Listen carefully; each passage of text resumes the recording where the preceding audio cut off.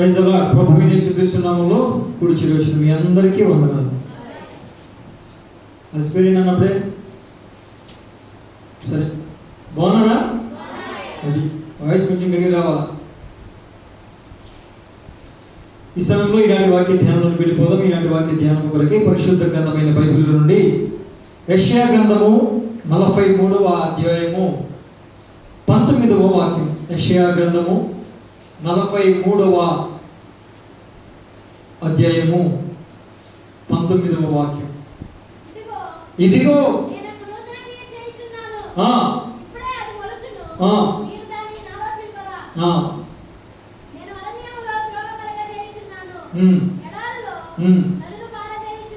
దేవునికి స్తోత్రం కలుగును గాక. హల్లెలూయా హల్లెలూయా. ప్రియమైన దేవుని బిడ్డలారా, ప్రభు మాట్లాడుతున్న మాట ఏంటంటే, నేను ఒక నూతన క్రియ చేయించున్నాను, దానికోసం నువ్వు ఆలోచించవా అంటున్నాడు. ఇప్పుడు చెప్పండి, దేవుడు మన జీవితంలో ఒక కార్యం చేయాలి అని కోరుకుంటున్నావా లేదా? ఆశపడుతున్నావా లేదా? దానికి జవాబుగా, దానికి బదులుగా ప్రార్థన చేస్తున్నామా లేదా? ఆశ మాత్రమే కాకుండా, కోరిక మాత్రమే కాకుండా ప్రార్థన కూడా చేస్తున్నామా లేదా? చేస్తున్నాం. మరి ప్రార్థన చేస్తున్నప్పుడు ప్రభు అంటున్నారు, నేను ఒక నూతన క్రియ చేయబోతున్నాను. హల్లెలూయా. చేస్తాను అంటే తర్వాత ఎప్పుడో జరుగుతుంది. చేయుచున్నాను అంటే ఏంటి? కంటిన్యూషన్లో ఉంది. ఆల్రెడీ పని ప్రారంభమైంది. ఇల్లు కడుతున్నారా? కడతామండి. ఇల్లు కడుతున్నారా? కడతామండి. ఇల్లు కడుతున్నారా? కట్టేసామండి. తేడా ఉందా లేదా? అది ఇప్పుడు ఆ మధ్యలో ఉండే మాట అది అంటున్నాడు ప్రభు. చేస్తాను, చేసేసాను కాదు, చేయుచున్నాను, నువ్వు దానికోసం ఆలోచించాలి అంటున్నాడు. దేవునికి స్తోత్రం. హల్లెలూయా హల్లెలూయా. ఆయన నీ పట్ల, నా పట్ల, మన సంఘం పట్ల నూతన క్రియను చేయుచున్నానని నేను నమ్ముతున్నా. మీరు నమ్ముతున్నారా?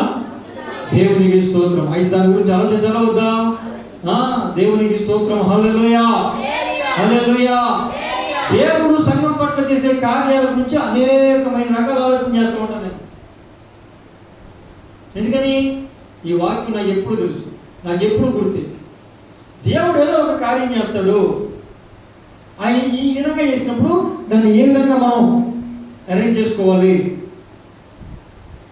అనే విషయాలు ఆలోచన చేస్తూ ఉంటారు. మీరు కూడా మీ కుటుంబ విషయంలో, భవిష్యత్తు విషయంలో ప్రభువు చేయించున్నటువంటి ఆ నూతన క్రియను, నూతన కార్యం గురించి మనము ఆలోచించాలి. దేవునికి స్తోత్రం. సరే, ఇంతకీ ఆయన చేయబోతున్నటువంటి నూతన క్రియ ఏంటో చెప్పనా? నూతన క్రియ ఏంటో చెప్పనా? ఏంటయ్యా అంటే, శ్రమలో, బాధలో, కష్టంలో, వేదనలో, దుఃఖంలో, బాధలో అన్నిట్లో ఉన్నాం, కృంగిపోయి ఉన్నాం, అన్ని రకాలుగా చితికిపోయి విసిగి వ్యాసారిపోయిన జీవితం మనది. అవునా కాదండి? చాలా కష్టాలు, చాలా బాధలు. ఎవరికి చెప్పుకోవాలి? ఎవరు చెప్పుకుంటే ఎవరు అరుస్తారు? ఎవరు తీరుస్తారు? ఎవరు మనకి సహాయం చేస్తారు? మన దగ్గర నుంచి సహాయం పొందుకున్న వాళ్ళే మనకు సహాయం చేయలేని స్థితి. అవునా కదా?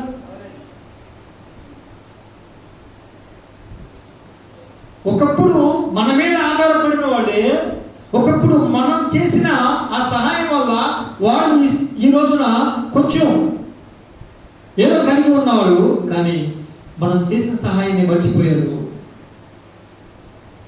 మనకు ఈ రోజున సహాయం అవసరమైతే ఎవరు సహాయం చేయలేని నిస్సహాయ స్థితిలో మనం ఉన్నమాట నిజమా కాదా?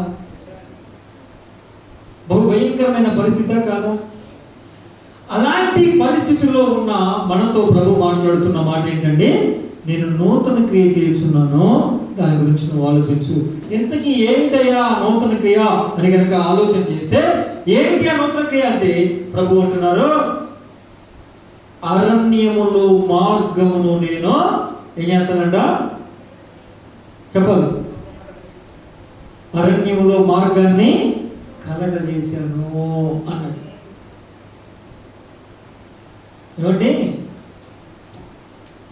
అరణ్యము అంటే అడవిగా.